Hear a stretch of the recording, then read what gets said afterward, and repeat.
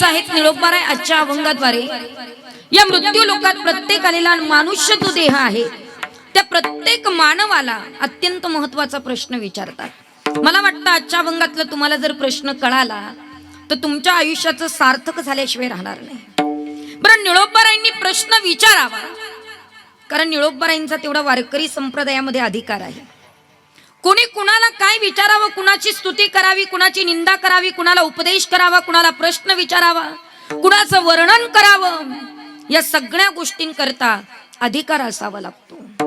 ज्या अर्थी निळोबाराय तुम्हाला आम्हाला प्रश्न विचारतात त्या अर्थी वारकरी संप्रदायामध्ये निळोबारायांचा अधिकार खूप मोठा आहे महाराज। किती मोठा आहे सांगू तुम्हाला। वारकरी संप्रदायाची सुरुवात नी पासून आणि शेवट नी पर्यंत, वारकरी संप्रदायाची सुरुवात आद्यगुरु विश्वगुरु निवृत्तीनाथांपासून सुरुवात आणि निळोबारायांपर्यंत शेवट। तुकोबारायांच्या दृष्टीने निळोबारायांनंतर संत झालेच नाही बरं का। तुम्ही आम्ही अनेक संत केले, ऐसे संत झाले कली आणि तोंडी तंबाखूची नळी। तंबाखू खाऊन आम्ही बरेच संत केले, त्यांनाही संत म्हणू लागलो, पण जगद्गुरु तुकोबारायांनी ज्या संतांची लिस्ट केलीत ना, निळोबारायांनंतर संतच झाले नाही असं तुकोबारायचं म्हणणं आहे। नी पासून सुरुवात आणि नी पर्यंत शेवट। वारकरी संप्रदायामध्ये निळोबारायांचा अधिकार सांगू तुम्हाला महाराज। भजनाला सुरुवात करायची असेल तरी निळोबारायांची आठवण करावी लागते, भजनाची सांगता करायची असेल तरी निळोबारायांची आठवण करावी लागते, पालखीचं प्रस्थान करायचं असेल तरी निळोबारायांची आठवण करावी लागते, कीर्तन सुरुवात करायची असेल तरी निळोबारायांची आठवण करावी लागते, कीर्तनाची सांगता करायची असेल तरी निळोबारायांची आठवण करावी लागते।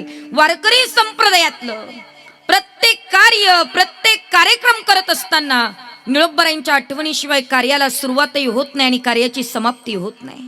तू म्हणाल ताई निळोबारायांची आठवण आम्ही कधी करतोय का?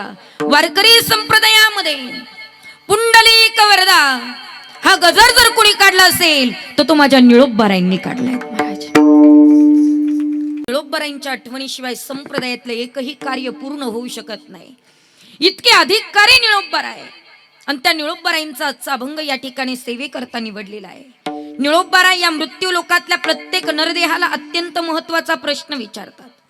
का विचारतात याचं कारण एक माऊली, कारण इथं आल्याच्या नंतर प्रत्येकाला मरावं लागणार आहे।